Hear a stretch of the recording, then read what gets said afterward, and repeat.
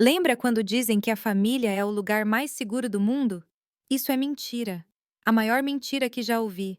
Porque foi dentro da minha própria casa, no meu quarto de infância, com bonecas na prateleira e desenhos na parede, que meu irmão fez comigo o que nem o diabo ousaria fazer. E meu pai, bem, meu pai sempre pensou que o sol nascia e se punha para aquele menino. Mesmo hoje, aos 73 anos, ainda ouço aquela voz rouca dizendo: inventando coisas de novo, menina. Inventando coisas como se a barriga que cresceu dentro de mim aos 14 fosse algo que eu imaginei. Meu nome é Jessica Randall, mas pode me chamar de Senhorita Jessica. Nasci em 1951 aqui em Oak Ridge, Tennessee. Numa época em que as crianças não tinham voz, especialmente as meninas. As meninas deveriam ficar quietas, obedecer e ser gratas. Hoje, sentada na varanda da minha casinha simples, mas honesta, nesta tarde quente de julho, decidi contar uma história que escondi por quase 6 décadas. Não é uma história bonita, veja bem. É o tipo de história que faz seu estômago revirar, que faz você querer tapar os ouvidos, mas precisa ser contada porque sei que há muitas meninas por aí passando pelo mesmo inferno que eu passei, achando que estão sozinhas no mundo. Se você está me ouvindo agora, diga-me nos comentários de onde você é. Quero saber se minha história está alcançando longe, se há pessoas de toda a América assistindo. E, por favor, se puderem, curtam o vídeo e se inscrevam no canal, porque cada curtida, cada comentário me dá forças para continuar falando sobre o que muita gente prefere varrer para debaixo do tapete. Lembro como se fosse ontem, a primeira vez que percebi que havia algo muito errado na minha família. Eu devia ter uns 7 anos, brincando de casinha no quintal, quando ouvi meu pai gritando com minha mãe na cozinha. Não era novidade, ele estava sempre gritando, mas dessa vez foi diferente. Marta, pare de mimar essa menina. Deixe-a aprender que nesta casa eu mando. Eu e Tony. Tony, meu irmão mais velho, 5 anos mais velho que eu, para ser exato. Cabelo escuro, alto desde pequeno, com aqueles olhos verdes que vinham sabe-se lá de onde, porque todos os outros na nossa família tinham olhos castanhos. Os vizinhos sempre diziam que ele era bonito demais, que partiria muitos corações. Mal sabiam eles que o primeiro coração que ele destruiria seria o meu. Meu pai, John Randall, era um daqueles homens nascidos na época errada. Ele achava que as mulheres eram feitas para servir, que os homens... Não chore, aquele menino valia por 10 meninas. Ele trabalhava na usina nuclear. Não sei exatamente o que fazia, mas sempre chegava em casa cheirando a uísque e cigarro. Quando estava de bom humor, ignorava a minha existência. Quando estava de mau humor, bem, quando estava de mau humor, era melhor desaparecer. Quanto à minha mãe, Martha Randall, um nome que não poderia ser mais apropriado, ela era uma santa. Cabelos finos sempre presos em um coque apertado, mãos calejadas de lavar roupa dos outros.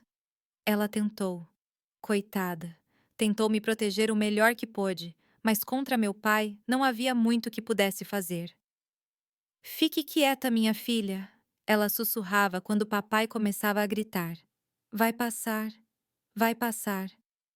A casa onde morávamos era um desses lugares de 3 cômodos, uma sala de estar que servia de tudo, um quarto para meus pais e um quartinho nos fundos que era meu e do Tony. No começo, quando eu era bem pequena, nos dávamos bem. Ele me ensinou a subir em árvores, a pescar no riacho que corria atrás da nossa casa, a assobiar. Mas à medida que fui crescendo, as coisas mudaram. Começou devagar. Uma mão vagando aqui, um olhar estranho ali. Eu não entendia direito. Eu era criança, sabe? Achava normal um irmão querer abraçar a irmã daquele jeito apertado, querer dormir na mesma cama, mesmo tendo a dele ao lado da minha. Minha mãe às vezes entrava no quarto no meio da noite e o via na minha cama. Tony, vá para a sua cama, garoto. Mas ele sempre tinha uma desculpa. Tinha medo de trovão. Tinha frio. Sentia saudades quando era pequeno. Meu pai. Meu pai achava maravilhoso. Olha o quanto eles se amam. Isso sim é uma família unida. E ele dava tapinhas nas costas do Tony com orgulho. Afinal, ele era o filho perfeito. Jogava beisebol como ele, bebia como ele, xingava como ele. Eram farinha do mesmo saco. Pai e filho, muito próximos, parceiros em tudo. Eu, por outro lado, era o fardo. A menina que nasceu quando eles queriam outro menino. A decepção ambulante. Meu pai não escondia de ninguém. Este foi um erro de cálculo, ele dizia aos amigos, apontando para mim. Mas o que se pode fazer? Deus quis assim. A primeira vez que notei algo realmente estranho foi num domingo de Páscoa. Eu tinha uns 9 anos, toda arrumada com um vestido amarelo que minha mãe tinha costurado. A família toda reunida, tios, primos, a casa cheia. Todos elogiando como eu estava bonita, como eu estava me tornando uma mocinha. Normal, né? Só coisas de família. Mas Tony não gostou. Eu vi nos olhos dele. Aquela raiva repentina, aquele jeito de apertar o copo de refrigerante até os nós dos dedos ficarem brancos. Quando todos foram para o quintal fazer churrasco, ele me puxou de lado. Acha que é tão bonita, né? Tentando chamar a atenção. Eu estava confusa. Atenção de quem? Eu estava lá, quieta no meu canto, comendo meu pedaço de bolo. Mas ele continuou. Você é minha. Você ouviu o meu? Não quero ver você dando a mínima para ninguém. Minha? O que ele quis dizer com minha? Irmãos não são donos de irmãs. Mas naquele dia, naquele exato momento, algo mudou. O jeito como ele me olhava tornou-se diferente, possessivo, perigoso, e eu, mesmo sem entender direito o que estava acontecendo, senti medo, um medo frio que subiu pela minha espinha e me revirou o estômago. Tentei falar com minha mãe. Mãe, Tony está sendo estranho comigo. Ela estava lavando louça, com as mãos cheias de espuma, o rosto sempre cansado. Ela parou por um segundo, olhou para mim, e eu vi. Vi que ela sabia. Vi que ela entendia. Mas também vi o medo em seus olhos. O mesmo medo que eu sentia. Está tudo na sua cabeça, querida. Seu irmão te ama. Ele só quer te proteger. E ela voltou a esfregar os pratos com muita força. Como se também pudesse apagar a verdade que nós dois sabíamos, mas não podíamos falar. Foi quando eu entendi algo terrível. Eu estava sozinha. Meu pai ao lado dele, minha mãe, com muito medo de fazer qualquer coisa. E lá estava eu, presa no meio, uma menina de 9 anos tendo que lidar com um monstro que dormia no quarto ao lado. As coisas pioraram. Ele começou a entrar no banheiro quando eu estava tomando banho. Esqueci minha toalha, ele dizia, mas ficava ali parado, observando. Eu me encolhia no canto, tentava me cobrir com as mãos, mas ele não saía. Qual é o problema? Eu sou seu irmão. Você não precisa ser tímida perto de mim. Comecei a tomar banho vestida. Sério. Eu entrava no banheiro vestida, trancava a porta e só tirava a roupa dentro do box. Mesmo assim, ele dava um jeito. Ele arrombava a porta, dizia que precisava usar o banheiro com urgência. Minha mãe reclamava da trava quebrada. Meu pai dizia que era meu descuido. As noites eram piores, muito piores. Ele esperava até que todos estivessem dormindo e vinha para o meu quarto. No começo, ele apenas sentava na beira da cama, passando a mão no meu cabelo. Você é linda, sabia? A mais linda da família.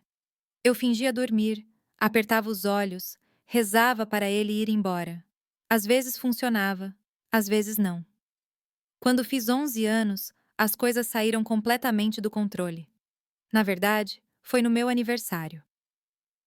Minha mãe tinha feito um bolo simples, pão de milho com geleia de morango. Só nós 4 cantamos parabéns, sem amigos, sem festa. Meu pai me deu uma boneca velha que encontrou em algum lugar. Você está ficando velha demais para essa bobagem, ele disse. Mas aqui está. Tony me deu um colar de plástico barato, do tipo que vendem em lojas de $1, mas ele fez uma grande cerimônia para minha linda irmãzinha, e ele me abraçou na frente de todos. Um abraço que durou muito tempo, apertado demais. Senti sua mão deslizando pelas minhas costas, parando onde não deveria. Olhei para minha mãe em desespero. Ela desviou o olhar. Naquela noite, ele veio ao meu quarto novamente, mas desta vez foi diferente. Desta vez, ele não ficou apenas olhando. Você é uma jovem. Agora, ele sussurrou no meu ouvido. Hora de aprender algumas coisas. Eu estava tremendo tanto que a cama se moveu. Tentei gritar, mas ele cobriu minha boca. Fique quieta. Se você gritar, eu conto para o papai que você andou se envolvendo com o Mike do supermercado. Você sabe o que ele vai fazer com você. Eu sabia. Claro que eu sabia. Eu o vi bater na minha mãe por muito menos. Uma vez ela sorriu para o entregador de gasolina e apanhou por uma semana. Imagine o que ele faria comigo se pensasse que eu estava me oferecendo aos meninos da vizinhança, como ele costumava dizer. Então, fiquei quieta. Mordi o travesseiro e fiquei quieta enquanto meu irmão fazia coisas que até hoje tenho dificuldade de expressar em palavras. Doeu. Doeu tanto que pensei que fosse morrer. Mas a dor física não era nada comparada à dor na minha alma. Saber que isso estava acontecendo e que ninguém me ajudaria. No dia seguinte, eu mal conseguia andar. Minha mãe percebeu, é claro. O que há de errado, Jessica? Por que você está mancando? Eu inventei que tinha caído. Ela não perguntou mais nada, mas quando Tony não estava olhando, ela passou um antisséptico nos meus ferimentos. Suas mãos tremiam, lágrimas silenciosas escorriam pelo seu rosto, mas ela não disse nada. Ela nunca disse. Daquela noite em diante, virou rotina. 2, 3 vezes por semana, às vezes mais. Ele esperava até que todos dormissem e vinha. Aprendi a me desligar. É incrível como a mente consegue escapar do corpo quando precisa. Eu imaginava que estava voando, que era um pássaro livre no céu, que estava em qualquer lugar, menos ali, naquela cama com aquele peso em cima de mim. Meu pai continuava achando Tony o máximo. Os dois saíam juntos para o bar e voltavam bêbados, cantando. Este é meu filho! Ele gritava para a vizinhança inteira ouvir. Um homem de verdade, não como aquela garota chata da Jessica. Eu estava visivelmente murchando. Parei de comer direito, parei de falar. Na escola, os professores perguntavam se estava tudo bem em casa. Eu concordava com a cabeça. Sim. O que eu ia dizer? Quem acreditaria em mim? Tony era o favorito de todos. Bonito, educado, prestativo. Ajudava velhinhas com as compras, jogava bola com as crianças da vizinhança. O filho perfeito. Ninguém imaginava o monstro que ele era quando as portas se fechavam. Teve um dia em que quase contei tudo. Foi para a senhora Johnson, a vizinha. Ela era diferente das outras. Não tinha marido, morava sozinha, trabalhava fora. As outras mulheres falavam dela pelas costas, diziam que ela era lésbica, que não era respeitável. Mas ela sempre foi gentil comigo. Jéssica, querida, você não está bem, disse ela um dia, me encontrando chorando atrás da igreja. O que está acontecendo? Abri a boca para falar. As palavras estavam na ponta da língua. Meu irmão, ele faz coisas. Mas então me lembrei do meu pai, do que ele era capaz de fazer. Não só para mim, mas para minha mãe, para qualquer um que se envolvesse. E eu me calei. Não é nada, senhora Johnson. Só estou triste porque briguei com uma amiga. Ela não acreditou em mim. Eu podia ver nos olhos, mas ela não insistiu. Anos depois, quando tudo já tinha acontecido, ela me procurou. Eu sabia, Jessica. Eu sabia e não fiz nada. Me perdoe. Eu a perdoei, é claro. O que ela poderia ter feito? Naquela época, ninguém falava sobre essas coisas. Era um segredo de família, um assunto proibido, uma vergonha carregada em silêncio. Quando fiz 13 anos, meu corpo começou a mudar. Seios crescendo, quadris alargando. A menstruação que chegou e me assustou, porque ninguém nunca tinha me explicado nada. Minha mãe me deu uns trapos velhos e disse: Agora você é uma mocinha, tome cuidado. Cuidado com o quê? Eu já estava tomando todas as precauções do mundo e não adiantou nada. Tony piorou ainda mais com as mudanças no meu corpo. Era como se eu tivesse me tornado um troféu ainda mais valioso. As visitas noturnas aumentaram. Às vezes, ele nem esperava todo mundo dormir. Ele me encurralava no banheiro, na despensa, em qualquer canto escuro da casa. Você está ficando com calor, ele dizia. Diga. Logo os meninos vão começar a farejar por aí. Mas você é minha, lembra? Minha? Eu era um objeto, uma coisa. Sua propriedade privada, carimbada e registrada. E o pior é que todos pareciam concordar com isso. Meu pai sempre dizia: Tony é quem vai escolher com quem você vai se casar. Ele conhece os garotos da cidade. Sabe quem é decente Mary. Ele mal sabia que o único homem que havia me tocado era seu próprio filho. A gota d'água veio numa tarde de dezembro. Estava um calor infernal, do tipo que deixa todo mundo irritado. Meu pai tinha ido trabalhar. Minha mãe tinha ido lavar roupa no rio. Eu estava sozinha em casa, não sozinha com ele. Vem cá, Jéssica. Aproveitemos que estamos sozinhos. Tentei correr, mas ele foi mais rápido. Ele me agarrou pelos cabelos e me arrastou para o quarto. Desta vez eu lutei. Pela primeira vez em todos esses anos, eu lutei. Eu arranhei, mordi, chutei. Mas ele era mais forte. Ele sempre foi mais forte. Você acha que é durão agora, né? Vou ter que te ensinar uma lição. A lição doeu mais do que todas as outras vezes juntas. Quando acabou, eu estava sangrando muito. Ele olhou para o sangue no lençol e deu de ombros. Limpe isso antes que a mamãe chegue em casa. Mas eu não limpei. Eu não conseguia nem me levantar. Fiquei ali deitado naquela poça vermelha, desejando morrer, desejando desaparecer, evaporar, deixar de existir. Foi assim que minha mãe me encontrou. O grito dela ainda ecoa em meus ouvidos. Um grito de horror, de dor, de culpa. Ela sabia. Claro que ela sabia. Ela sempre soube. Meu Deus, meu filho, meu Deus! Ela me abraçou e me embalou como quando eu era um bebê. Perdoe sua mãe. Me perdoe. Naquele dia, algo quebrou dentro dela. Ou talvez tenha sido consertado. Não sei. Só sei que ela me pegou, me levou ao banheiro, me lavou com cuidado e depois fez uma trouxa com nossas roupas. Estamos indo embora, ela disse. Para onde também, mãe? Não sei, mas temos que sair daqui. Mas não fomos embora. Quando estávamos na porta, com as sacolas nas mãos, meu pai chegou. Bêbado como sempre. Ele viu a cena e entendeu imediatamente. Que absurdo é esse? Minha mãe tentou explicar. Ela gaguejou, chorou, implorou, mostrou o sangue, os hematomas. Meu pai ouvia tudo em silêncio. Então ele olhou para Tony, que havia aparecido atrás dele. Isso é verdade, filho? Tony deu de ombros.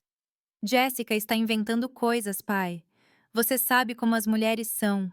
Devo estar com ciúmes porque arrumei uma namorada e meu pai acreditou nele ou fingiu acreditar ou simplesmente não se importou. Ele deu um tapa tão forte na minha mãe que ela caiu. Pare de proteger essa prostituta. Quer fugir? Correr. Mas a menina fica. Alguém tem que cozinhar e limpar nesta casa. Minha mãe olhou para mim. Eu vi o momento exato em que ela desistiu. Em mim, nela mesma, na vida. Ela deixou a bolsa cair no chão e foi para o quarto. Nunca mais falamos sobre aquele dia. A vida continuou. As visitas noturnas continuaram. Meu corpo continuou a ser invadido. Minha alma continuou morrendo pouco a pouco, mas algo havia mudado. Eu não era mais aquela menina assustada que mordia o travesseiro para não gritar. Agora eu era um sobrevivente. E os sobreviventes fazem o que for preciso para permanecerem vivos, mesmo que estejam mortos por dentro há muito tempo. É assim que funciona numa casa onde o monstro tem a proteção do rei, onde a rainha é fraca demais para proteger a princesa, onde os gritos são abafados e as lágrimas são invisíveis. É assim que uma garota aprende que família pode ser sinônimo de inferno. E o pior ainda estava por vir. O ano de 1965 começou diferente. Acordei no primeiro dia de janeiro, sentindo meu estômago revirar. Mas não era ressaca de ano novo. Não comemoramos nada em casa. Era uma náusea, daquelas que vêm do nada e fazem você correr para o banheiro. Pensei que fosse algo que eu tinha comido. Eu mal sabia que a náusea mudaria o curso da minha vida para sempre. Janeiro passou voando. A náusea continuou, especialmente pela manhã. Minha mãe percebeu.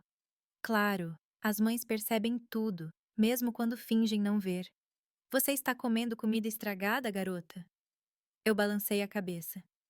Comida estragada que não tínhamos. Quase não tínhamos comida boa, muito menos comida estragada.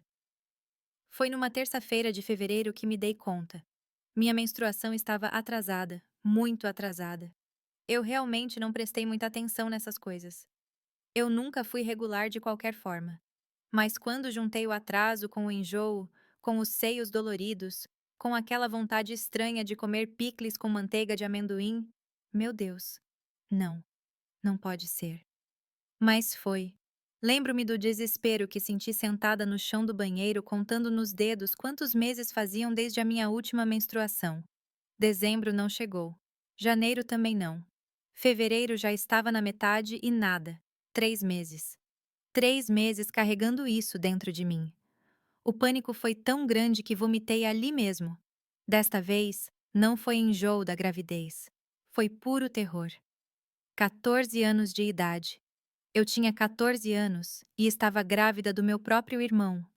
Como eu ia contar isso? Para quem? Minha mãe já sabia do abuso e não fez nada. Meu pai dizia que a culpa era minha por ter seduzido Tony e ele. O que ele faria quando descobrisse? Decidi escondê-lo. Não havia outra saída. Comecei a usar as roupas mais largas que conseguia encontrar. As camisas do meu pai, os vestidos largos da minha mãe. Amarrei trapos em volta da minha barriga, apertei-os tanto que doeu. Qualquer coisa para disfarçar o volume que estava começando a aparecer. Mas o corpo de uma criança grávida não pode ficar escondido por muito tempo. Foi minha mãe quem percebeu primeiro, é claro. Certa manhã de março, ela entrou no quarto enquanto eu estava trocando de roupa. Ela viu a barriga já proeminente, os seios inchados, as estrias começando a aparecer. Seu rosto perdeu toda a cor. Jéssica, minha filha, você é? Comecei a chorar. Foi a primeira vez em meses que chorei de verdade. Não aquele choro silencioso que eu tinha aprendido a fazer para não incomodar ninguém. Chorei tanto que mal conseguia respirar. Mãe, eu não queria isso. Juro que não queria. Ele. Ele sempre. Ela me abraçou forte como não fazia há anos. Choramos juntas ali no chão frio do quarto, duas mulheres destroçadas pelo mesmo infortúnio. Temos que contar ao seu pai, ela disse finalmente. O sangue congelou em minhas veias. Não, mãe. Pelo amor de Deus, ele vai me matar. E o que você quer que eu faça, Jéssica? Em breve não será mais possível se esconder. Ela estava certa. Com 4 meses, já era difícil disfarçar. Aos 5 anos seria impossível. Mas o medo era maior que a razão. Vamos esperar mais um pouco. Só mais um pouquinho. Ela concordou. Coitadinho. Ela também tinha medo do meu pai. Mas ela começou a cuidar de mim em segredo. Ela guardou comida extra, preparou chás de ervas que aliviaram a náusea e passou óleo na minha barriga para evitar muitas estrias. Tony continuou vindo ao meu quarto. É surreal dizer isso. Mas ele não percebeu nada. Os homens podem ser muito alheios quando querem. Ele fez o que fez e foi embora, sem perceber que meu corpo estava mudando, que eu não gemia de prazer. Nunca foi de prazer, mas de dor, porque tudo doía mais com o bebê crescendo dentro de mim. Abril chegou e com ele meu desespero aumentou. A barriga já estava impossível de esconder completamente. Comecei a usar xale o tempo todo, mesmo no calor escaldante do Tennessee. Na escola, inventei que tinha um problema nas costas. É por isso que eu andava curvado. Os professores acreditavam ou fingiam acreditar, mas em casa ficou cada vez mais difícil. Foi numa noite de maio que tudo desmoronou. Meu pai chegou em casa mais bêbado do que o normal. Ele brigou com minha mãe por causa do jantar frio, quebrou 2 pratos e chutou o cachorro. Tony tentou acalmá-lo, mas nem mesmo o filho favorito conseguiu dessa vez. Onde está aquela prostituta, Jessica? Ele berrou. Eu estava escondida no quarto, rezando para que ele esquecesse que eu existia. Mas naquele dia não tive sorte. Ele chutou a porta. Ele me viu encolhida num canto, tentando cobrir minha barriga com o chale. Ele deu 2 passos na minha direção e parou. Seus olhos foram do meu rosto para o meu estômago, de volta para o meu rosto e para baixo novamente.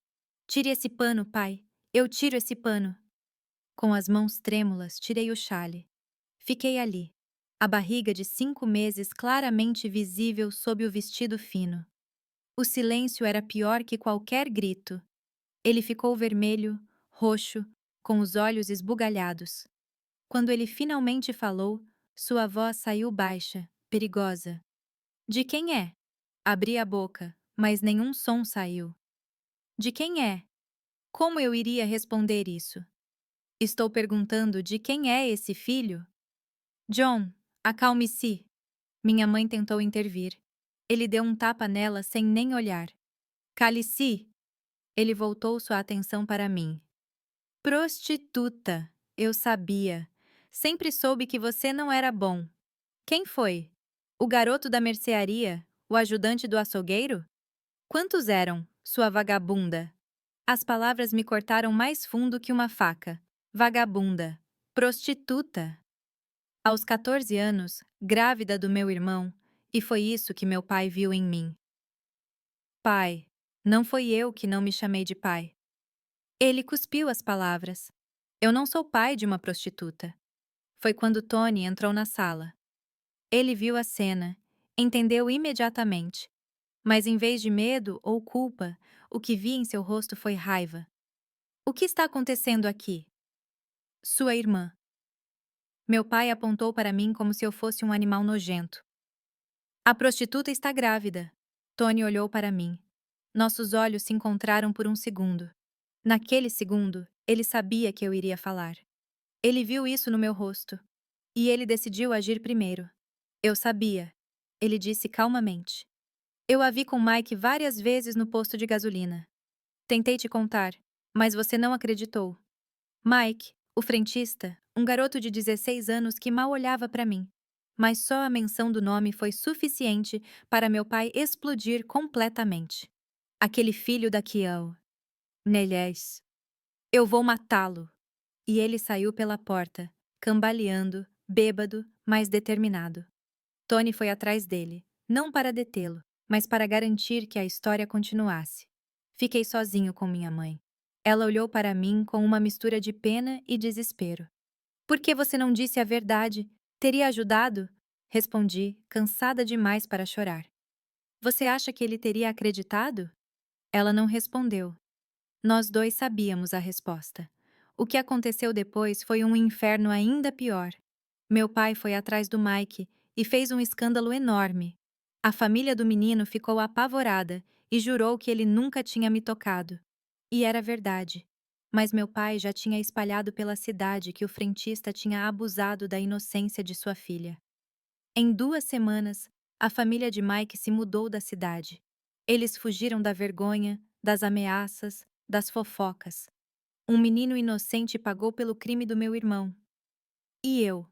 Eu me tornei oficialmente a vergonha da família. O perdido. Aquele que desonrou o nome Randall. Meu pai nem olhava mais para mim.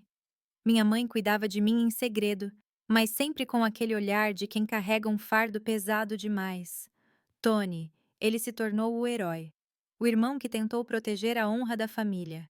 Aquele que tentou alertar o pai sobre o comportamento inadequado da irmã. Nojento. À noite, ele ainda vinha ao meu quarto às vezes, menos do que antes, porque agora eu era uma mercadoria danificada, como ele disse. Mas ele veio, e quando ele chegava, ele sussurrava no meu ouvido: Este bebê é meu. Nunca se esqueça disso. Junho passou lentamente. Julho foi ainda pior. Minha barriga cresceu, o bebê se mexeu, E eu murchei por dentro. Parei de ir à escola. Meu pai proibiu. Não vou mais passar vergonha com você.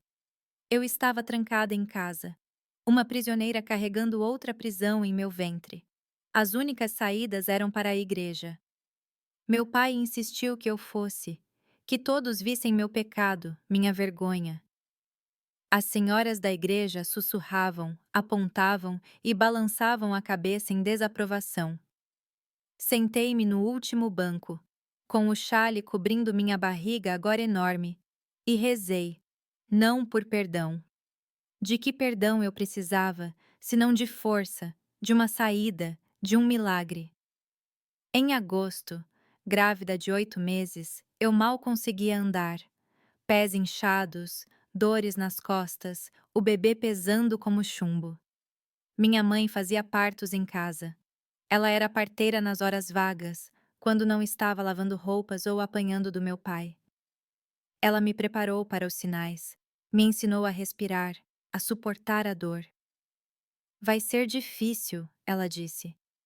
Você é muito jovem, muito pequeno, mas nós vamos conseguir. Nós. Como se ela pudesse compartilhar a dor do parto comigo. Como se ela pudesse carregar comigo o peso de dar à luz uma criança que também era meu sobrinho. Foi numa madrugada de setembro que as dores começaram.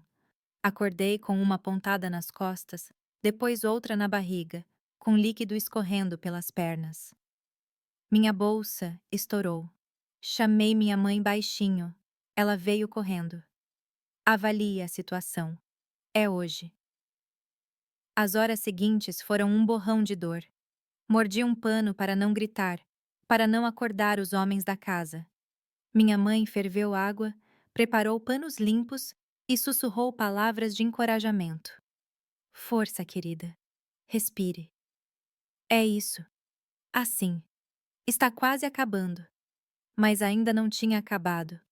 O bebê que estava na barriga não se virava.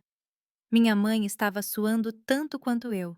Suas mãos habilidosas tentando manobrá-lo. Santa Maria, ajuda minha filha. Ela rezou entre os procedimentos. Foram 16 horas de trabalho de parto. 16 horas que pareceram 16 anos. Quando o bebê finalmente decidiu nascer, eu não tinha mais forças para fazer força.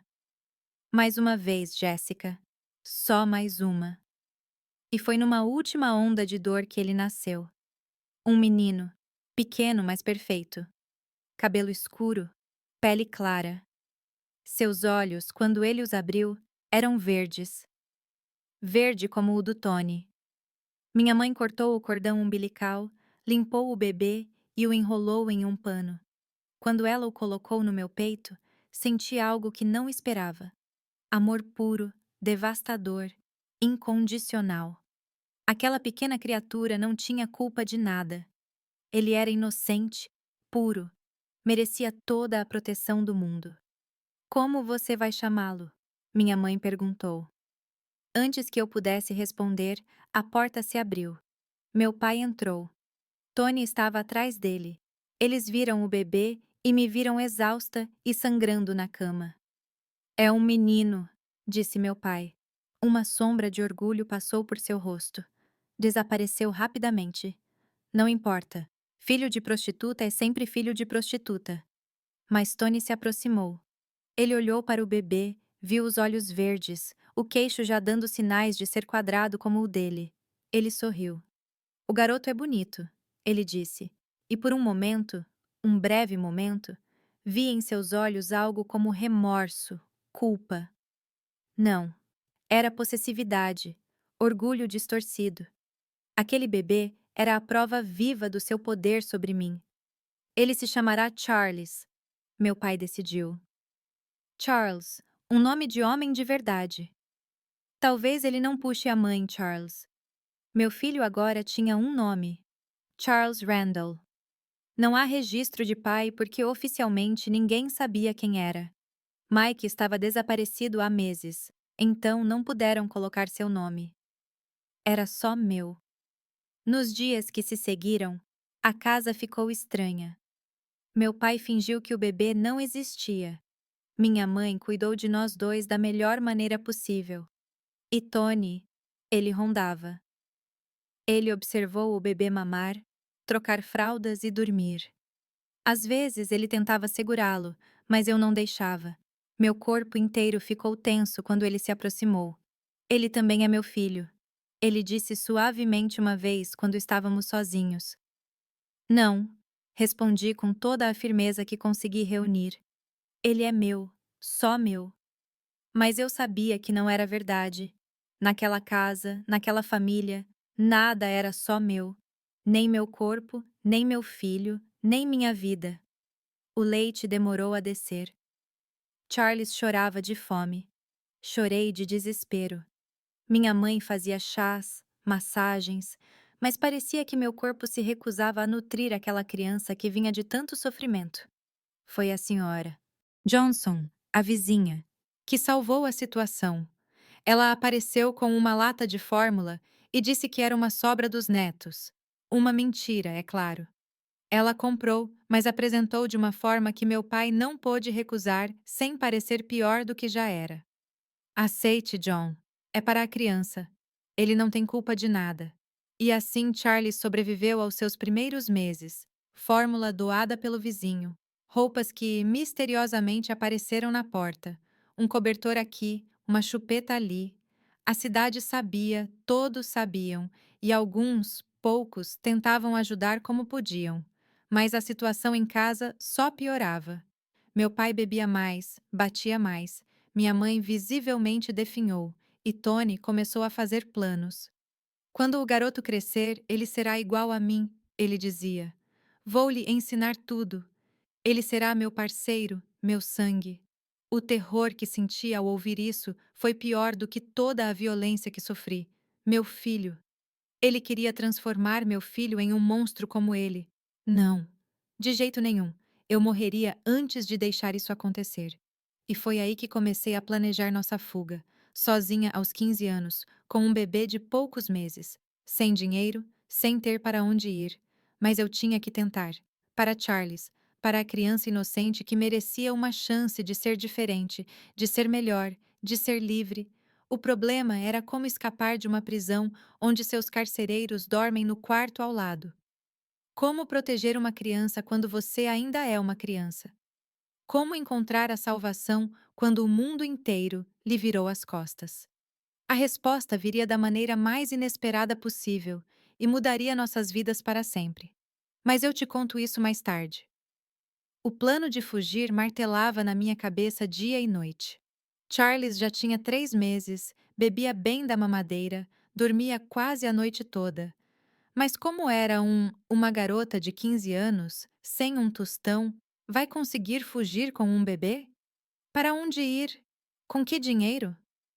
Era dezembro quando criei coragem para minha primeira tentativa.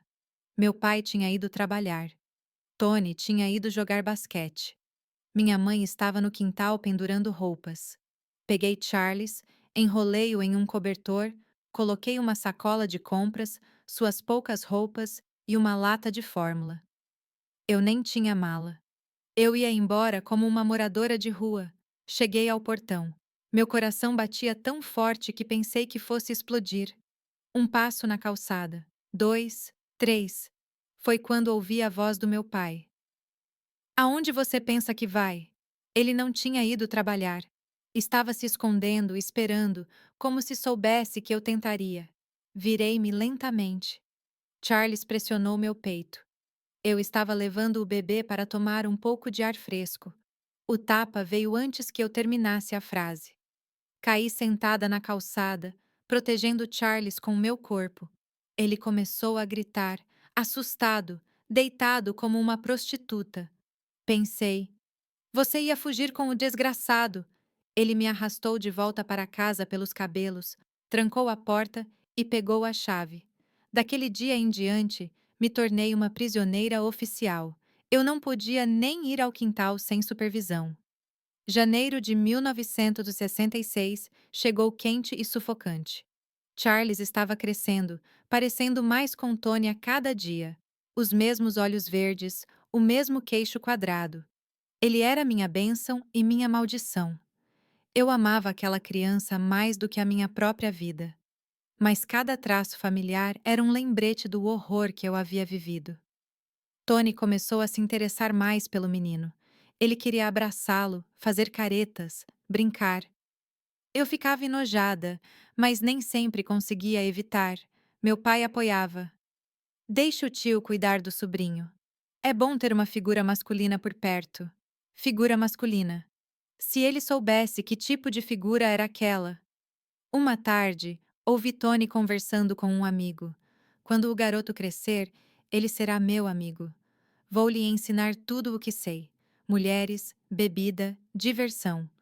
Ele será um verdadeiro homem, não um baum criado por uma mulher. Eu congelei. Ele não estava falando apenas sobre ensinar Charles a jogar bola ou pescar. Ele estava falando sobre transformar meu filho em mais um predador, outro monstro. Não, nunca. Eu preferiria morrer. Preferiria matar a deixar isso acontecer. Foi numa noite de fevereiro que tentei novamente. Desta vez, fui mais esperto. Esperei que todos caíssem em sono profundo. Peguei a faca de cozinha, forcei a janela do quarto lentamente, sem fazer barulho. Passei Charles primeiro e depois me espremi pela abertura. Eu estava quase chegando à rua quando o cachorro do vizinho começou a latir. Acordou a vizinhança inteira. Luzes se acendendo, pessoas olhando. Meu pai apareceu na porta de cueca e chinelos, furioso. Peguem ela! Corri.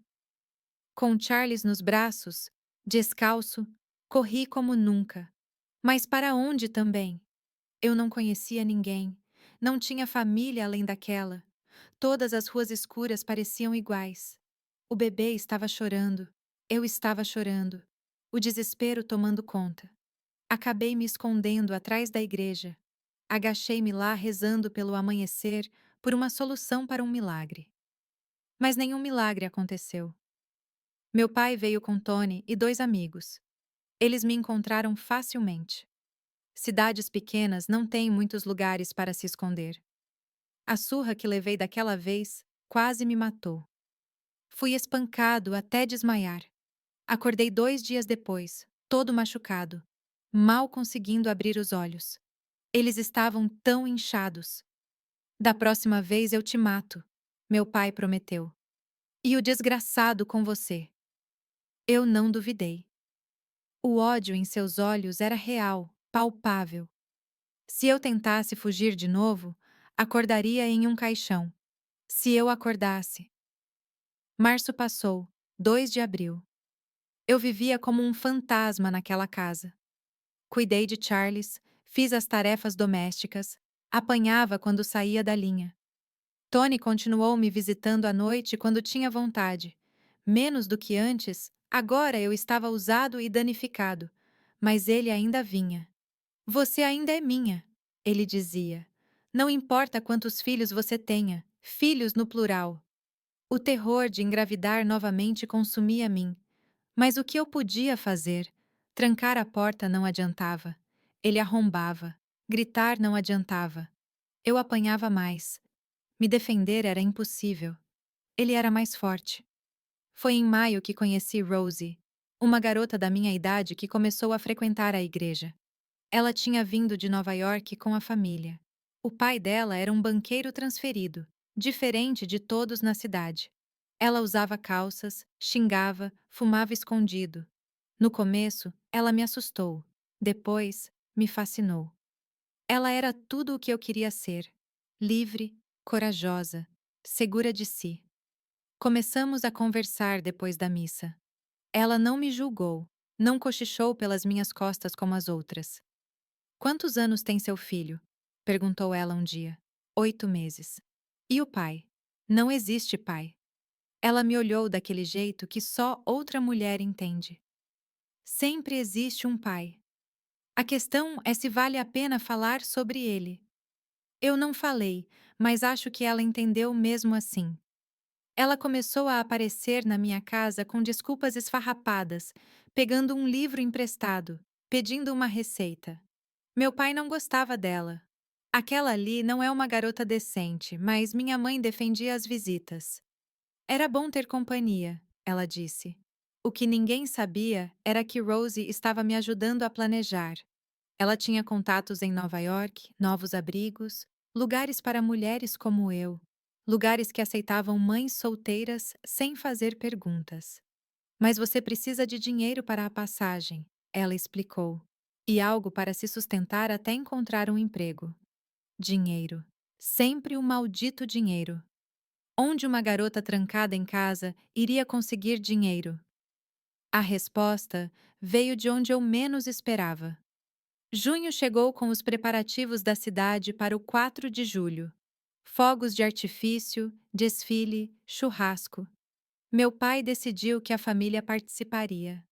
Aparições, sempre aparições. Ele me forçou a usar um vestido xadrez, colocou uma fita no meu cabelo. Charles estava nos meus braços com uma roupinha patriótica.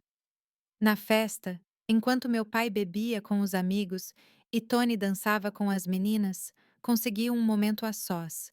Sentei-me num banco, longe de todos, embalando Charles, que estava inquieto com o barulho. Foi então que ela se aproximou da esposa do prefeito, a senhora Laura Wilson. Rica, elegante, sem filhos. Todos sabiam que ela sofria por não poder ter filhos. Posso segurá-lo um pouco? Perguntou ela, olhando para Charles com aquela cara de quem morre de saudade. Deixei. Ela o recebeu com tanto carinho, tanta ternura. Charles, que era tímido com estranhos, acalmou-se imediatamente. Ele até sorriu. Ele é lindo, sussurrou ela. Tão lindo. Ficamos ali em silêncio. Ela embalando meu filho. Eu pensando na vida. De repente ela falou. Deve ser difícil tão jovem sozinha. É mesmo, concordei. Eu não tinha forças para fingir. Se precisarem de ajuda, de qualquer coisa, olhei em seus olhos. Vi bondade ali. Verdadeira bondade. Não a falsa caridade da igreja, senhoras. Vocês estão... Sério? Eu falo sério mesmo. E foi assim que tudo começou. A senhora Wilson começou a me ajudar em segredo. Ela mandava pacotes de cuidados, roupas para o Charles, às vezes dinheiro, sempre discretamente, sempre por meio de terceiros. Meu pai achava que era a caridade da igreja. Com o dinheiro que ela dava, comecei a economizar para o meu fundo de emergência. Escondia as notas no forro do colchão, entre as fraldas, em qualquer canto que eu achasse seguro. Centavo por centavo, conta por conta. Julho passou voando. Charles já estava engatinhando, balbuciando suas primeiras palavras. Mamãe foi a primeira. Chorei muito quando ele disse isso. Era a prova de que, apesar de tudo, eu era mãe. Uma mãe de verdade, não apenas a menina que deu à luz. Agosto trouxe outra tentativa frustrada. Desta vez eu nem consegui sair de casa. Tony me pegou fazendo a mala à noite. Vai viajar, mana? Ele perguntou com aquele sorriso cínico. Eu, Charles, estou com febre. Eu ia levá-lo à clínica. Mentirosa. Ele se aproximou, me encurralou contra a parede. Sabe de uma coisa? O que acontece com mentirosos? A mão dele no meu pescoço, apertando. Não forte o suficiente para matar. Só para me lembrar que ele podia. Se você tentar fugir de novo, não será o papai quem vai te matar. Seremos eu e o desgraçado. Bem, sempre podemos fazer outra, certo? A ameaça a Charles foi o que me quebrou. Eu poderia suportar qualquer coisa, menos perder meu filho. Guardei a mala, desmanchei o plano por enquanto. Setembro chegou, e com ele o primeiro aniversário de Charles, fiz um bolo simples com a flor que eu tinha. Cantamos parabéns baixinho. Meu pai não gostava de confusão. O menino bateu palmas, lambuzou o rosto com glacê. Por um momento, um breve momento, éramos apenas mãe e filho celebrando a vida, mas a realidade voltou rapidamente. Naquela noite, Tony bebeu demais. Ele entrou no meu quarto cambaleando, exalando uísque. Faz um ano hoje, disse ele, olhando para Charles, dormindo no berço improvisado. Um ano desde que meu filho nasceu. Ele não é seu filho, ele riu. uma risada feia e sem humor. Não, olhe bem para ele, os olhos, o queixo, ele é a minha cara. Saia do meu quarto, seu quarto. Mais risadas. Nada aqui é seu, nem o quarto, nem o sol. Você é meu. Esqueci. Ele me agarrou. Tentei lutar, mas ele era forte, estava bêbado, violento. Charles acordou com a comoção. Começou a chorar. Cale a boca dele! Tony rosnou. Eu me soltei e corri para o berço. Embalei Charles, desesperada para acalmá-lo. Atrás de mim, senti Tony se aproximando. Que bom ver vocês dois juntos, mãe e filho. Minha família, a família dele. A bile subiu à minha garganta. Abracei Charles com mais força, como se pudesse protegê-lo com meu corpo. Um dia, Tony continuou, a voz arrastada pelo álcool. Um dia, eu vou contar a ele. Vou contar a ele quem é seu verdadeiro pai. E então nós três seremos uma família de verdade. Essa foi a gota d'água. Ali, naquele momento, com meu filho em meus braços e aquele monstro nas minhas costas, tomei uma decisão. Eu ia fugir, mesmo que isso custasse a minha vida. Mas eu ia tirar Charles de lá. Ia salvá-lo. Daquele inferno. O que eu não sabia era que a oportunidade estava mais perto do que eu imaginava e viria da forma mais trágica possível. Outubro começou diferente. Meu pai estava estranho, mais quieto, bebia menos. No começo, pensei que fosse só coisa da minha cabeça, mas minha mãe também percebeu. O John está estranho, ela comentou um dia enquanto lavava a louça. Ele está cansado, sem apetite. Era verdade. O homem que sempre fora um touro, forte e bruto, parecia estar murchando, pele amarelada, olhos fundos, mas ninguém dizia nada. Em nossa casa, demonstrar preocupação era sinal de fraqueza. Foi numa manhã de outubro que tudo mudou. Acordei com gritos vindos do quarto dos meus pais. Corri para lá com Charles nos braços. Meu pai estava deitado no chão, convulsionando, espuma saindo da boca, o corpo todo rígido. Minha mãe ajoelhada ao lado dele, tentando segurá-lo. Peça socorro! Gritou ela. Tony apareceu, assustado. Pela primeira vez na minha vida, vi medo de verdade em seus olhos. Ele correu para chamar o farmacêutico. Ele era o mais próximo de um médico que tínhamos naquela época, mas não adiantou. Quando o Sr. Thompson chegou com sua bolsa de remédios, meu pai havia parado de espumar, parado de se mover, parado de respirar. Ataque cardíaco. O farmacêutico diagnosticou. Grave. Nada podia ser feito. Morto. Meu pai estava morto. O homem que me aterrorizou a vida toda, que permitiu todos os abusos, que me chamou de prostituta e vagabunda, morta ali no chão do quarto, de pijama e chinelos. Eu deveria sentir alguma coisa. Tristeza, alívio, qualquer coisa. Mas eu só sentia um vazio enorme, como se um peso que eu carregava há anos tivesse desaparecido de repente, e eu não soubesse andar sem ele. O velório foi naquela mesma tarde, em uma cidade pequena e quente. Mal se pode esperar. A casa cheia de gente, parentes que eu nunca tinha visto, amigos do bar, colegas da fábrica, todos lamentando, todos fingindo que John Randall tinha sido um bom homem. Ele era rigoroso, mas justo, diziam. Ele cuidava da família, um trabalhador honesto.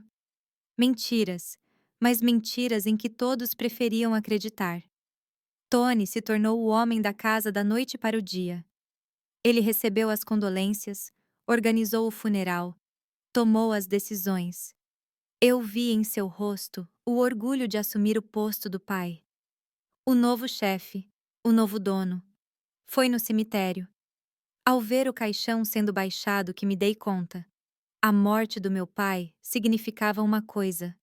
Uma chance. Talvez a única eu teria.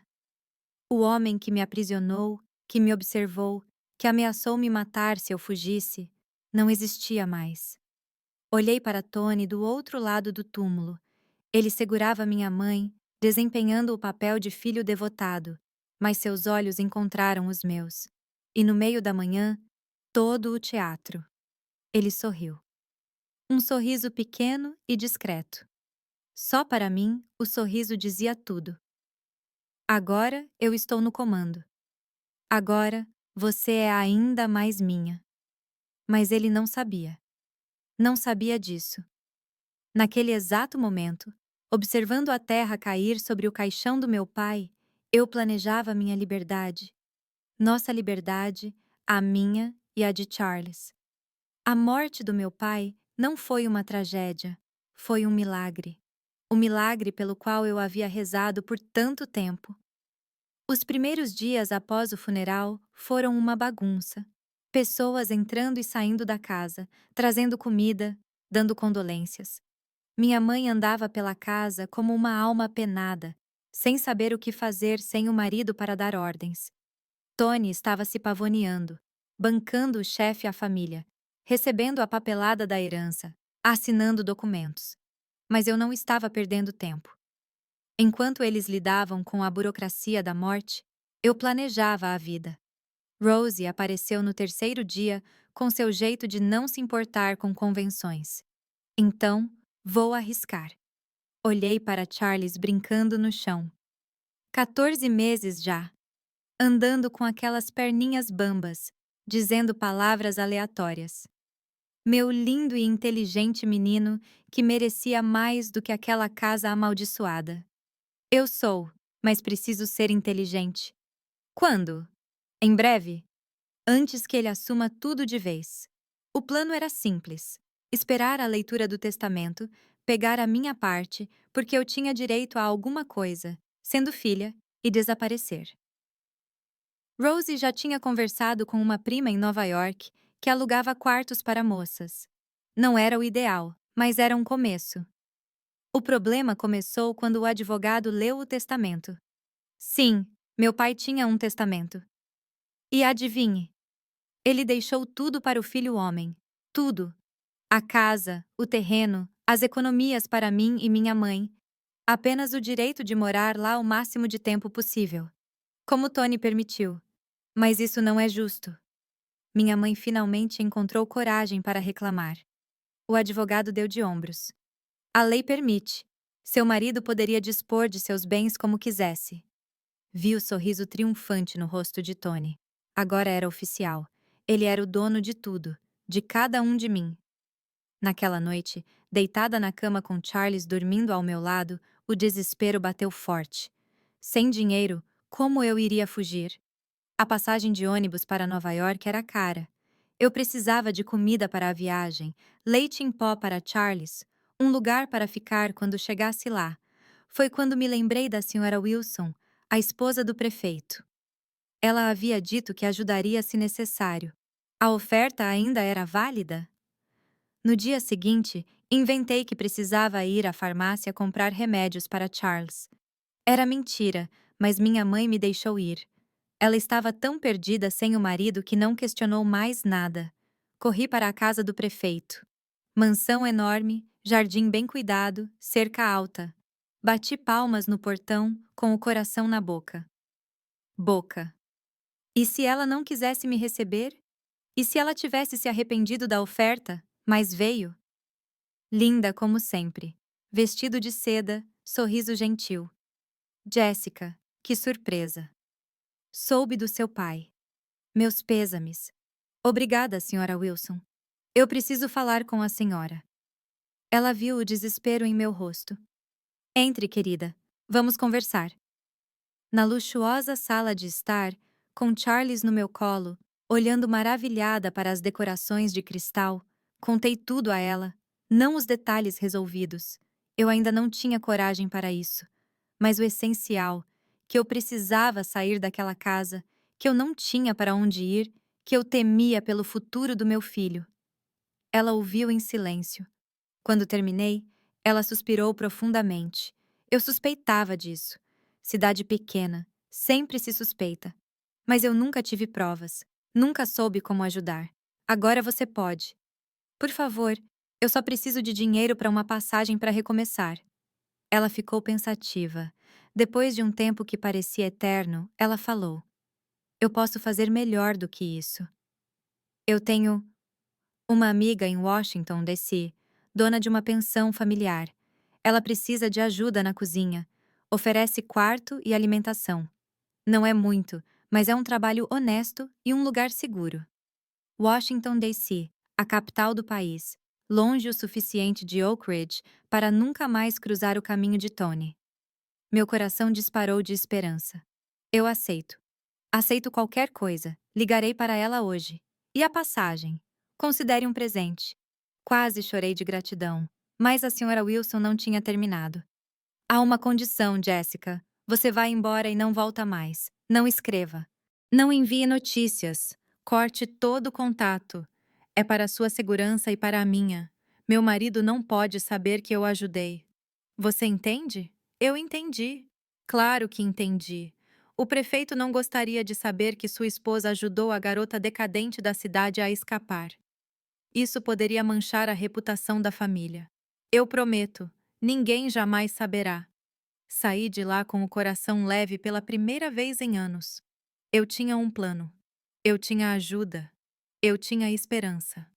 Eu só precisava agir rápido antes que Tony percebesse alguma coisa. Os dias seguintes foram de preparação cuidadosa. Separei o essencial: roupas para Charles, documentos, o pouco dinheiro que eu tinha escondido.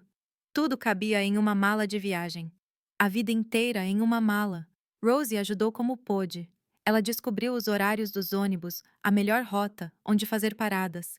Ela me ensinou a usar a cabine telefônica, como pedir informações, coisas básicas que eu nunca precisei saber. É diferente nas grandes cidades, ela explicou. Você tem que ser inteligente, não confiar em qualquer um. A data marcada chegou. 3 de novembro de 1966. O ônibus partiu às 4 da manhã. A senhora Wilson enviou o dinheiro da passagem com Rosie, junto com uma carta de recomendação para sua amiga em Washington. Na noite anterior, eu mal dormi.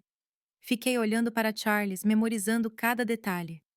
O cabelo castanho claro, o nariz arrebitado, as mãozinhas gordinhas. Meu filho, meu tesouro, que iria conhecer o mundo além daquelas 4 paredes. Às 3 da manhã, levantei-me lentamente.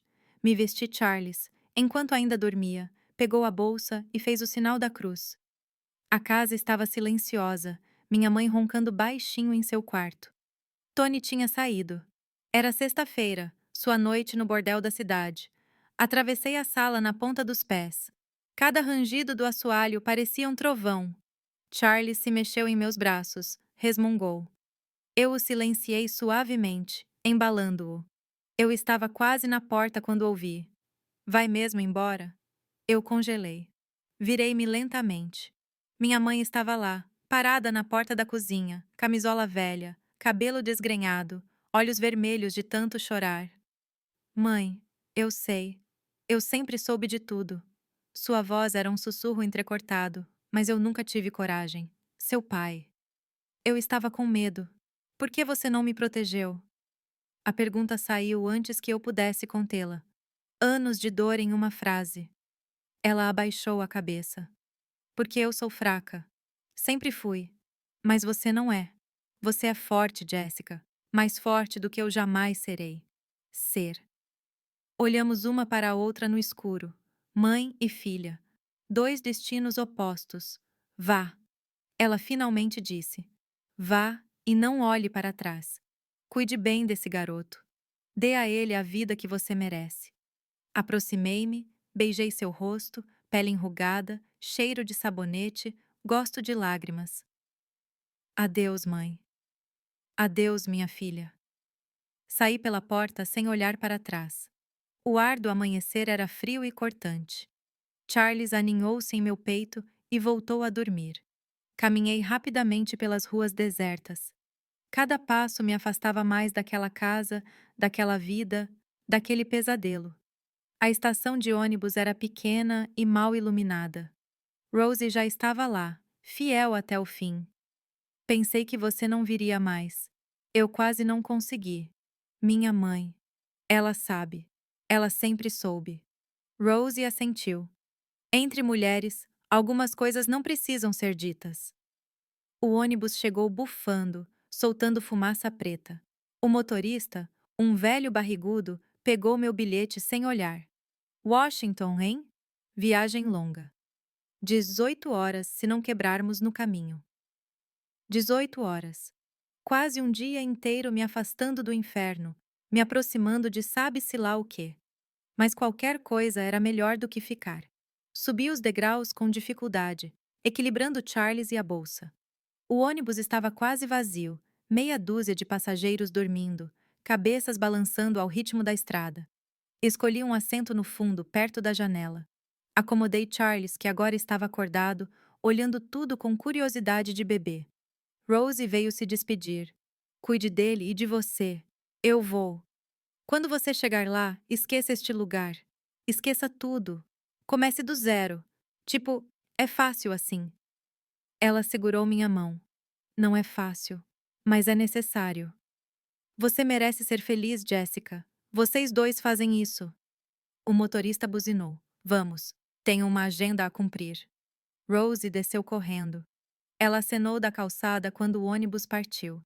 Acenei de volta, com os olhos ardendo de lágrimas não derramadas.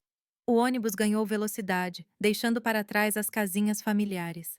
A igreja onde sofri em silêncio, o cemitério onde meu pai apodrecia, a praça onde nunca brinquei, Oaked desaparecendo no escuro, tornando-se memória, tornando-se passado. Charles apontou para a janela, surpreso com as luzes que passavam rapidamente. Olha, mamãe, olha.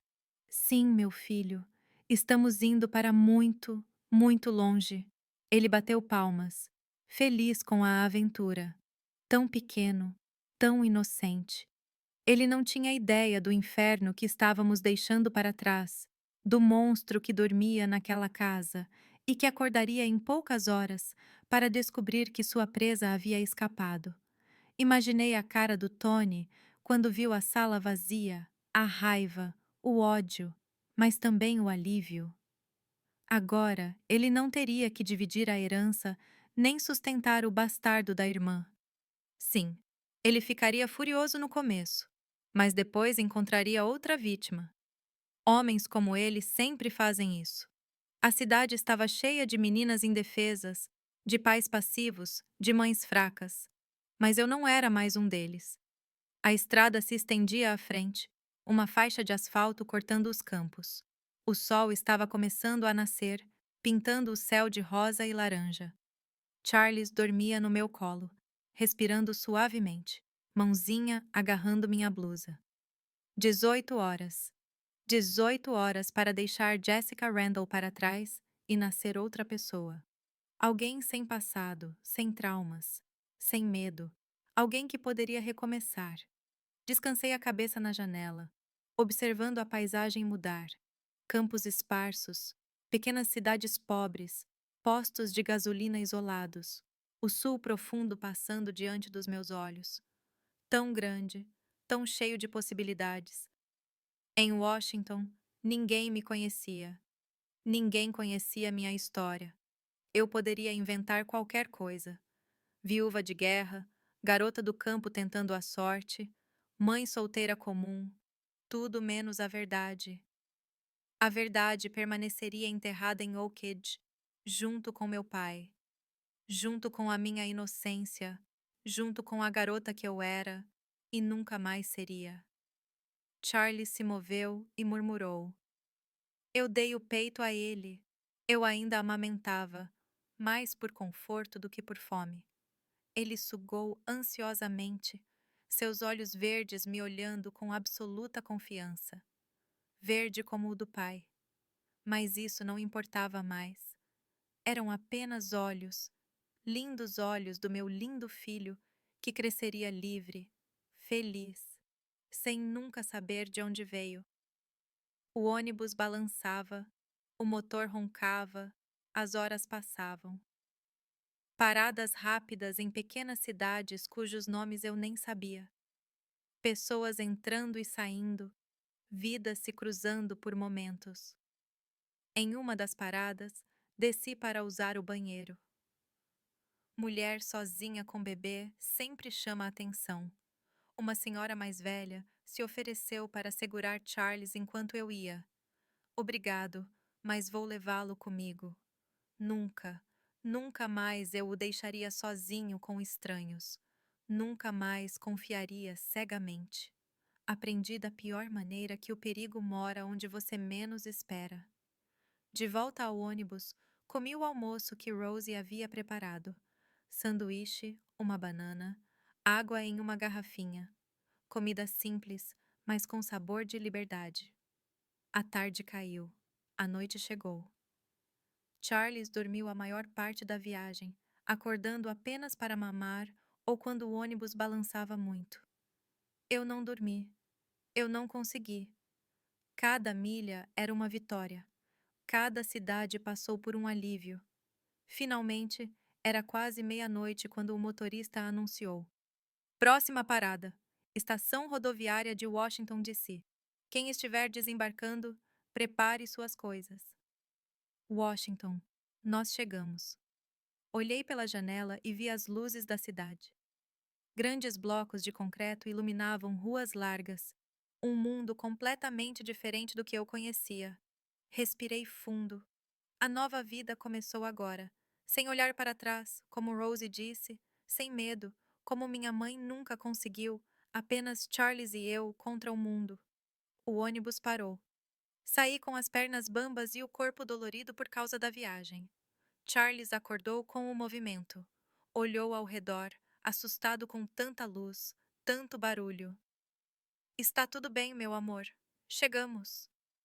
A estação de ônibus era enorme comparada a Oak Ridges. Pessoas por todo lado, ônibus indo e vindo, vendedores gritando. Eu me senti perdido. Pequeno, mas também invisível. Perfeito. Era exatamente o que eu precisava para desaparecer na multidão.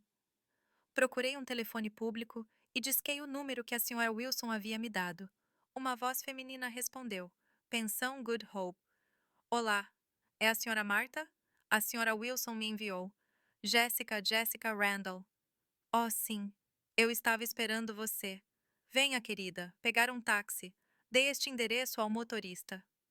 Um táxi? Nunca tinha pegado um táxi na vida, mas aprendi rápido. As grandes cidades ensinam da maneira mais difícil. O motorista, um homem simpático de meia idade, ajudou com a bagagem. Primeira vez em Washington? Sim, você vai gostar. Nova cidade cheia de oportunidades. Oportunidade.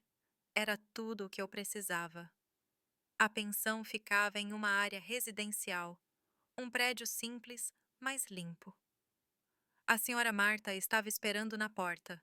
Uma mulher de cerca de 50 anos, cabelos grisalhos presos para trás, avental xadrez. Você deve estar cansado. Venha, preparei um quarto. O quarto era pequeno, mas tinha o essencial: uma cama de solteiro, um berço improvisado para Charles, uma cômoda, um espelho. Luxo comparado ao que eu conhecia. A cozinha fica no térreo. Você começa amanhã. Ok, eu posso. Claro que posso. Ótimo. Há 3 refeições por dia para os hóspedes. Café da manhã às 6 horas, almoço ao meio-dia, jantar às 7, pagamento semanal, mais hospedagem e alimentação. Eu concordava com tudo. Eu trabalharia no que fosse necessário. Naquela primeira noite em Washington, deitada na cama estranha com Charles dormindo pacificamente no berço ao meu lado, finalmente me permiti chorar. Chore de alívio, de medo, de esperança. Por tudo que vivi e por tudo que ainda viveria. Lá fora a cidade dormia, cidade planejada, moderna, cheia de promessas. Onde ninguém me conhecia, onde meu passado não existia, onde eu poderia ser qualquer pessoa. Eu escolhi ser Jessica Smith, nome comum sem história. Jovem viúva, marido morre em acidente de trabalho.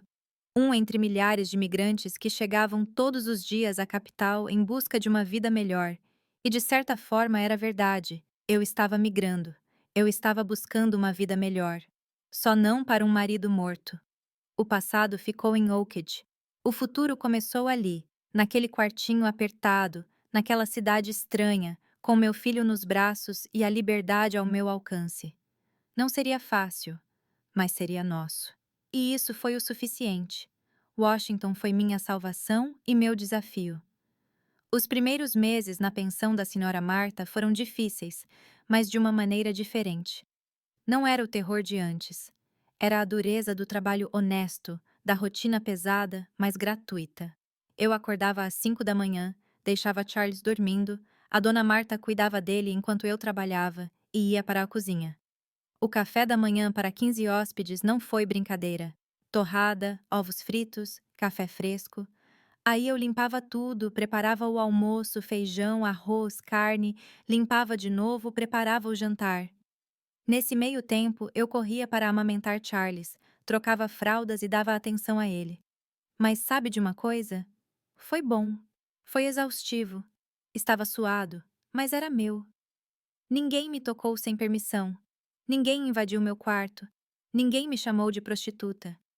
Eu era apenas Jéssica, a cozinheira, a jovem quieta, mas trabalhadora. Charles ficou forte. Com 1 ano e meio, ele já corria pela pensão brincando com os hóspedes. Ele era a alegria do lugar. A senhora Marta se derreteu por ele. As camareiras brigavam para brincar com ele. Pela primeira vez, meu filho teve uma família. Estranho, improvisado, mas uma família. 1967 passou voando. Economizei cada centavo.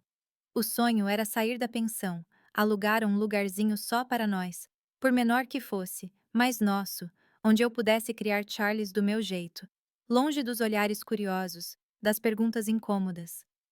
Foi em 1968 que minha vida tomou outro rumo. Um novo hóspede apareceu na pensão. O Sr. Robert, funcionário público aposentado, viúvo recente, homem de cerca de 60 anos, educado, tranquilo. Ele ficava lá por semanas, depois desaparecia e depois voltava. Ele notou Charles. Era difícil não notar. Um menino de 2 anos, inteligente, falante, olhos verdes que chamavam a atenção. Ele começou a trazer pequenos presentes. Um carrinho de brinquedo aqui, um livrinho ali. Agradeci, mas mantive distância. Homens que pareciam muito gentis sempre me deixavam desconfiada. Mas o Sr. Robert era diferente. Ele não tentou nada. Ele apenas conversava, contava histórias e brincava com Charles. Gradualmente baixei a guarda. Ele me contou sobre sua esposa que morreu de câncer, sobre seus filhos que moravam longe, sobre a solidão que o pesava. Você me lembra minha filha, ele disse um dia. A mesma força, a mesma determinação. Certa tarde, Charles caiu enquanto brincava e ralou o joelho. Ele chorou tanto que nada o consolou. O Sr. Robert apareceu com um kit de primeiros socorros. Eu era um médico do exército, ele explicou limpando o ferimento. Eu sei como cuidar disso. Enquanto ele cuidava de Charles, conversava para distraí-lo, cantando uma musiquinha boba. Algo mudou em mim. Não vi ali um homem perigoso, mas um avô, alguém que também precisava de uma família. A amizade cresceu lentamente. Ele vinha até a cozinha e ajudava a descascar batatas enquanto conversávamos. Ele falou sobre a época de Kennedy, o movimento pelos direitos civis, as esperanças de um novo país. Eu escutei, aprendi, sonhei. Um dia ele fez a proposta. Jessica, tenho uma casa em Georgetown. Está vazio desde que minha esposa morreu. Grande demais para mim sozinho. Que tal você e Charles morarem lá? Não é um favor. Você cuida da casa, cozinha e eu pago um salário justo. Meu coração disparou. Uma casa? Sair da pensão? Parecia bom demais para ser verdade. Mas o que as pessoas vão dizer? Ele riu. Deixe-os dizer o que quiserem. Estou velho demais para me importar com fofocas. Você precisa de uma casa. Preciso de companhia. É um negócio, não um romance. Pensei muito. Conversei com a senhora Martha, que aprovou imediatamente. Robert é um homem decente, Jessica. Nunca ouvi desrespeitar ninguém. Eu aceitei. Em março de 1969, nos mudamos para a casa dele. Era uma casa simples, mas espaçosa. 3 quartos, quintal, tudo arrumado. Charles ganhou um quarto só para ele pela primeira vez na vida. A rotina era tranquila. Eu cuidava da casa, preparava as refeições. O Sr. Robert saiu cedo e voltou no final da tarde. Conversamos no jantar, depois cada um no seu canto. Respeito mútuo, distância saudável.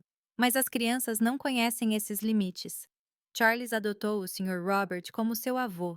Vovô Rob, ele o chamava. Ele seguiu o velho pela casa, pediu histórias, mostrou-lhe desenhos, e o Sr. Robert, Deus o abençoe, derreteu-se completamente. Foi ele quem ensinou Charles a andar de bicicleta, quem o levou ao parque pela primeira vez, quem explicou sobre os aviões que passavam. Olha ali, Charlie, aquele grandão é um Boeing. Ao ver os dois juntos, meu coração se apertou. Família é assim, carinho sem malícia, cuidado sem segundas intenções. Tudo o que faltou na minha infância, meu filho estava tendo. 1970 trouxe mudanças. O Sr. Robert adoeceu. Problema cardíaco. Comecei a cuidar dele mais de perto. Remédio na hora certa, dieta especial, repouso forçado. Ele reclamava, mas obedecia. Você é pior que um sargento, brincou. É para o seu próprio bem. Eu sei. É por isso que eu aguentei. Numa tarde no hospital, depois de um susto maior, ele segurou minha mão. Jessica, preciso te perguntar uma coisa. Se algo acontecer comigo, não fale assim. Escuta, se acontecer, quero que você fique com a casa. Você e Charles, eu já arrumei os papéis. Protestei. Era demais. Eu não podia aceitar, mas ele insistiu. Eu não tenho ninguém, Jessica. As crianças mal ligam. Você e Charlie são minha família agora. Deixe-me cuidar de você como você cuida de mim. Chorei pela primeira vez em anos. Chorei de gratidão. Não pelo dinheiro ou pela casa, mas pelo gesto, alguém me vendo como uma pessoa, não como uma coisa. Alguém querendo me proteger, não me usar. O Sr. Robert melhorou, mas ficou mais frágil. Comecei a dormir no quarto ao lado para saber se ele precisava de alguma coisa. Charles dormia entre nós dois. No meu quarto quando estava com medo. No dele, quando queria uma história. Em 1971, matriculei Charles no jardim de infância. 5 anos, inteligente como sempre. Uniforme azul, mochila pequena, sorriso de orelha a orelha. Meu orgulho, meu milagre. Mãe, por que eu não tenho um pai? Ele perguntou um dia, do nada. Eu congelei. Eu sabia que a pergunta viria, mas eu não estava preparada. Seu pai morreu, filho, quando você era um bebê. Como ele morreu? Acidente de trabalho? Ele era legal? Respirei fundo. Ele era. Sim, ele era uma mentira. Mas algumas mentiras são necessárias. Algumas verdades matam. Charles aceitou a explicação por enquanto. Mas eu sabia que um dia teria que contar mais. Inventar detalhes, criar memórias. Qualquer coisa, menos a verdade. 1972 chegou com a eleição presidencial. O país inteiro parou para assistir. O Sr. Robert comprou uma nova TV colorida. Luxo total. Assistimos a toda a cobertura juntos. Eu, ele, Charles, alguns vizinhos. Quando Nixon foi reeleito, Charles pintou o rosto de vermelho, branco e azul. Correu pela rua com as outras crianças. Normal, feliz, livre. Observando-o ali, comemorando com seus amiguinhos, pensei em Oakidge. Ainda existia? Tony ainda morava lá? Minha mãe estava viva? Bloqueei os pensamentos. Aquela vida havia morrido. Eu era outra pessoa agora. Jessica Smith, cozinheira, mãe solteira, moradora de Washington. O passado não existia. Mas às vezes, na madrugada sem dormir, ele voltava. Em pesadelos onde Tony me encontrava, onde ele tirava Charles de mim, onde tudo recomeçava. Eu acordava suando frio, corria para o quarto de Charles, verificava se ele estava lá, seguro, dormindo, pacificamente. Em 1973, Charles fez 7 anos. O Sr. Robert organizou uma festa, bolo, balões, crianças da rua inteira. Tirei fotos com a câmera que ele me deu de presente. Momentos congelados de felicidade improvável. Naquele ano, algo mudou entre mim e o Sr. Robert. Não era romance. Nem eu queria, nem ele tentou. Era algo mais profundo. Cumplicidade. Uma família de verdade construída dia a dia no cuidado mútuo, no carinho sem exigências. Ele piorou no inverno. Hospitalização após hospitalização. Eu me dividia entre o hospital e a casa, entre cuidar dele e de Charles. Os vizinhos ajudavam, os professores entendiam. Uma rede de apoio que eu nunca tive antes. Uma noite no hospital, ele estava fraco demais para falar alto. Sussurrou: Jessica, você foi a filha que eu sempre quis ter. Charles, o neto que eu nunca conheci. Obrigada. Obrigada, respondi segurando sua mão. Por tudo. Ele morreu em setembro. Tranquilo, dormindo como merecia. O funeral foi simples. Seus filhos apareceram, 2 homens de terno com rostos hostis. Questionaram tudo. Quem eu era, o que eu estava fazendo lá, por que o pai deles deixou a casa para mim. Sou a governanta dele. Expliquei. Uma governanta que mora na casa e herda tudo. A insinuação era clara. Acharam que eu era uma amante, uma interesseira, uma vigarista. Deixei que falassem. Não devia explicações a ninguém. O advogado resolveu tudo. Os papéis estavam em ordem. Os desejos do Sr. Robert foram registrados. A casa era legalmente minha e de Charles. Os filhos foram embora resmungando, prometendo contestar. Nunca mais apareceram. 1974 começou diferente. Pela primeira vez na minha vida, eu tinha algo meu. Uma casa, estabilidade, um futuro. Charles estava crescendo saudável, estudioso. Encontrei um emprego em um restaurante ali perto. Eu precisava trabalhar, ganhar a vida, mas as noites eram difíceis, sem o Sr. Robert. A casa parecia grande demais, vazia demais. Charles sentia falta do avô adotivo. Eu sentia falta da companhia. Foi quando conheci a Sra. Neely, a vizinha, uma mulher durona de Nova Orleans, respeitada sacerdotisa vodú. Ela viu minha angústia e ofereceu ajuda. Garota, você está carregando algo pesado. Posso ver em seus olhos. Quer conversar? Recusei no início. Então, em uma noite de insônia, bati à porta dela. Tomamos café, conversamos. Eu não contei tudo. Nunca contei tudo. Mas falei sobre a solidão, o medo, os pesadelos. Ela ouviu, assentiu, entendeu. Todo mundo tem fantasmas, criança. O segredo é não deixar que eles nos controlem. Nos tornamos amigas. Ela cuidava de Charles quando eu trabalhava até tarde. Eu a ajudava em reuniões espirituais, comunidade, pertencimento, coisas que eu nunca tive em Oakridge. Charles adorava as histórias que ela contava sobre santos, lendas, mitos. Ele aprendeu sobre cultura, religião, respeito pelas diferenças. Ele cresceu com a mente aberta e o coração generoso. Este menino irá longe, profetizou a Sra. Neely. Ele tem os seus próprios luz.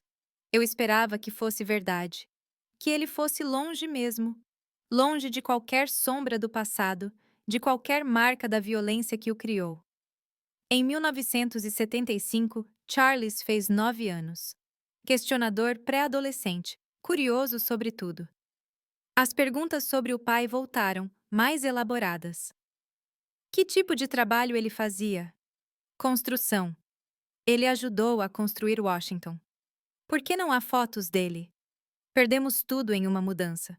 Como vocês dois se conheceram? Cada pergunta, uma nova mentira. Cada mentira, outro tijolo na parede que o protegia da verdade. Comecei a escrever. À noite, depois que Charles dormia, eu colocava as memórias no papel, não para publicar, Deus me livre, mas para organizar, para ter certeza de que nunca esqueceria, mesmo querendo. Kid, Tony, o porão, a fuga, tudo ali em letras tortas, caderno escondido no fundo da gaveta. Um dia, pensei, quando eu morrer, alguém vai encontrar, vai ler, vai entender. Mas Charles não. Charles nunca. 1976 trouxe a adolescência de verdade. Voz mudando, espinhas, o rosto, o interesse por garotas, normal, saudável, tudo o que um adolescente deveria ser. Mas os olhos, aqueles malditos olhos verdes, a cada ano que passava, mais parecidos com os de Tony. Às vezes, em um ângulo específico, em uma expressão particular, eu via o monstro no meu anjo. Eu respirava fundo. Lembre-se, genética não é destino. A criação supera a natureza. Meu filho era bom, seria bom, independentemente do sangue em suas veias. Em 1977, a formatura do ensino fundamental. Charles de terno, diploma na mão, sorriso orgulhoso, eu na plateia chorando secretamente. Meu filho se tornando um homem, um bom homem. Os anos se passaram e eu observei cada momento como se fosse o último. Em 1978, meu Charles estava se preparando para o vestibular. Mãe, eu quero ir para a faculdade de engenharia como papai. Papai, o fantasma inventado que ele idolatrava. O herói morto que nunca existiu. Você vai, filho. Você vai realizar todos os sonhos dele, os meus, os do pai imaginário que criei para protegê-lo. Em 1978, aquelas foram noites de estudo, livros didáticos espalhados sobre a mesa, nervosismo no ar. Charles me deixou ainda mais tensa. Quando o resultado saiu, aprovado na Universidade de Georgetown, Engenharia Civil, foi uma explosão de alegria. Festa na rua. A senhora Neely fez seu jambalaya especial. Os vizinhos trouxeram bebidas, música até tarde. Charles me abraçando, rindo, comemorando. Eu consegui, mãe. Eu consegui. Nós conseguimos. Eu pensei que, contra todas as probabilidades, nós conseguimos. A faculdade era cara. Ninguém avisou sobre isso. Livros, materiais, transporte. Voltei a trabalhar em 2 empregos. Lanchonete durante o dia, limpeza à noite. Exaustivo, mas necessário para o seu futuro. 1979 trouxe notícias. Charles, no segundo ano, namorando uma garota da sua turma, fazendo um estágio, se tornando o homem que seu pai nunca foi. Honesto, trabalhador, atencioso. Um dia, ele chegou em casa com sua namorada, Cláudia, colega de classe. Garota decente, estudiosa, bonita, família tradicional de Washington. Mãe, esta é a mulher da minha vida. Eu sorri. Ele tinha 19 anos e já sabia. Amor jovem, mas amor verdadeiro. 1980 foi o ano da formatura. Meu filho, o engenheiro. Lágrimas de orgulho, peito explodindo. Ele no palco recebendo o diploma procurando meu rosto na multidão. Festa de formatura. A família de Cláudia presente. Doutor pai, professor, mãe, advogado, irmãos, pessoas boas, educadas, me tratando bem apesar de tudo. A mãe solteira, a governanta, a sem sobrenome. Senhora Smith, você criou um homem maravilhoso. A mãe de Cláudia disse que ele nasceu bom, respondi. Mentira, verdade, ambas as coisas. Nascido da violência, mas escolheu o amor. Um milagre que cultivei com sangue, suor e silêncio. 1981. Chegou com um casamento. Véu completo da igreja e coroa de flores. Marcha nupcial. Charles de terno, Cláudia de branco. Eu como dama de honra. A única família do noivo. Onde estão seus parentes, Sra. Smith? Perguntaram. Eu não tenho nenhum, todos mortos. Outra meia-verdade. Morto para mim, pelo menos. O padre falou sobre união, família, amor cristão. Pensei em Oakage, em O Casamento Forçado, do terror disfarçado de sacramento. Comparei com isto. Dois jovens escolhendo um ao outro, amando-se, respeitando-se. A diferença entre o inferno e o céu. 1982 foi abençoado. Primeira neta, menina, Mary, Claire, linda, saudável, chorona, Charles, bobo com a paternidade, Cláudia radiante. Eu, avó aos 51 anos, segurei aquela criaturinha nos braços, perfeita, inocente, neta de verdade, família de verdade, sem segredos, sem sombras, sem medo. Vovó, ela se parece com você? Alguém comentou. Olhei atentamente. Cabelo escuro, nariz arrebitado, nada de olhos verdes. Graças a Deus, nada que me lembrasse dele. 1984 trouxe o segundo neto, John Robert. Homenagem ao Sr. Robert, menino sorridente, calmo. Charles construindo sua própria casa, vida estável, família feliz. Tudo o que sonhei, mais do que merecia. Às vezes, em reuniões de família, eu olhava ao redor. Mesa cheia, pessoas rindo, crianças brincando, vida normal, cotidiana, abençoada. Ninguém imaginava. Ninguém jamais imaginaria Imagine. E era assim que tinha que ser. Em 1985, Charles deu o grande passo. Abriu seu próprio escritório. Pequeno, mas promissor. Contratos com o governo, obras importantes, nome respeitado no mercado. Mãe, quero que você pare de trabalhar. Deixe que eu cuido de você agora. Eu resisti no começo. A independência era minha segurança. Mas ele insistiu. Cláudia apoiou. Afinal, eu merecia descansar. Me aposentei da vida de faxineira como avó em tempo integral. Buscando netos na escola, fazendo bolo de cenoura, contando histórias para dormir, histórias inventadas, é claro. Fadas, príncipes, finais felizes, sem monstros de verdade, porão escuro, fugas desesperadas. 1986 marcou nossa mudança para uma casa maior.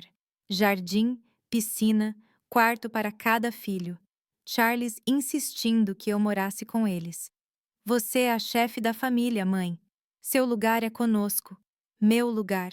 Depois de tanto tempo sem lugar, eu finalmente tinha um. Mas o passado não descansa. Em uma noite de insônia naquele mesmo ano, liguei a TV, o Notícias, histórias de todo o país, e de repente, uma reportagem. A cidade de Oakage moderniza a infraestrutura. Oakage ainda existia. Imagens aéreas, entrevistas, progresso. Procurei rostos familiares, mas não encontrei nenhum. 20 anos mudam muita coisa. Ele ainda morava lá? Teria se casado? Tido filhos? Teria feito aos outros o que fez comigo? Desliguei a TV. Alguns portais não devem ser abertos. Aqui estamos. Eu aos 73 anos. O tempo voa quando você está ocupado vivendo em vez de apenas sobrevivendo. Charles, um avô também. Cabelos grisalhos, mas o mesmo sorriso doce. Mary Claire, uma médica como o avô substituto que ela nunca conheceu. John Robert seguiu os passos do pai na engenharia. Alice, uma adolescente sonhando em ser escritora. Bisavó, você já pensou em escrever suas memórias? Ela perguntou outro dia. Quase engasguei com o café. Que memórias, meu anjo? A vida da vovó não tem muita aventura. Mentira número 1 do Zé a 1. Mas algumas histórias não são para serem contadas. Elas são para ser enterrada, esquecida, apagada, para que as próximas gerações possam escrever a sua, limpa, sem as manchas do passado. Esses dias sonhei com Oaked pela primeira vez em anos. Mas não foi um pesadelo. Sonhei com a cidade pegando fogo, virando cinzas, o vento levando tudo embora. Acordei me sentindo leve. Agora, gravando este vídeo para o canal Grandparents Tales. Conto esta história pela primeira vez. Por que agora? Talvez porque o tempo esteja se esgotando. Talvez porque outras mulheres precisem ouvi-la. Talvez porque guardar segredos seja cansativo e eu esteja velha demais para carregar esse peso sozinha. Se você chegou até aqui, obrigada por ouvir. Eu sei que foi pesado. Eu sei que dói, mas precisava ser dito. Há muitas Jéssicas por aí presas em seus próprios porões, pensando que não há saída. Há uma saída. Sempre há uma saída. Às vezes é uma porta. Às vezes é uma janela. Às vezes é um buraco na parede que você tem que cavar sozinha. Mas há uma saída. O milagre. Não foi o dinheiro para a passagem, nem a oferta de emprego, nem mesmo a morte do meu pai. O milagre foi que eu acreditei que merecia algo melhor. Foi ter a coragem de agarrar a chance quando ela apareceu. Charles não conhece essa história. Ele nunca saberá. Alguns diriam que é errado que um filho tenha o direito de saber de onde veio. Eu digo que um filho tem o direito de ser feliz, de viver sem o peso de crimes que não cometeu, de acreditar que seu pai era um herói, não um monstro. Eu o protegi a vida toda dessa verdade. É meu último ato de amor. Levar esse segredo para o túmulo, deixá-lo continuar acreditando na linda mentira que eu construí. Meu pai engenheiro morreu em um acidente, o amor jovem da minha mãe. Hoje, sou até grata por seus olhos verdes. Eles me ensinaram que a aparência não define o caráter, que o mal não é herdado, é aprendido, e que o amor de uma mãe pode transformar qualquer herança amaldiçoada em uma bênção. Se você assistiu até aqui, faça um favor a essa avó. Inscreva-se no canal, deixe seu like, mostre que minha história não foi contada em vão e muito mais. Me conte nos comentários de onde você é. Quero saber se essa história está alcançando mulheres de todo o país. O link está aqui na descrição. Venha fazer parte dessa corrente de mulheres fortes, porque a nossa força não está nos músculos ou no dinheiro. Está em sobreviver, em proteger, em transformar. Meu nome é Jessica Randall. Ou melhor, era. Hoje, sou Jessica Smith, mãe de Charles, Mary Clay e avó de John Robert, bisavó de Alice. Sou a mulher que escolheu a vida, não a morte. Que escolheu o amor, não o ódio. Que escolheu mentir, proteger, não falar, destruir. E se eu tivesse que escolher novamente, faria tudo igual, até nunca mais Oaked, até sempre vida nova. Essa foi a minha história. A nossa história. Uma história de milagres. Sim, mas milagres que nós mesmas fazemos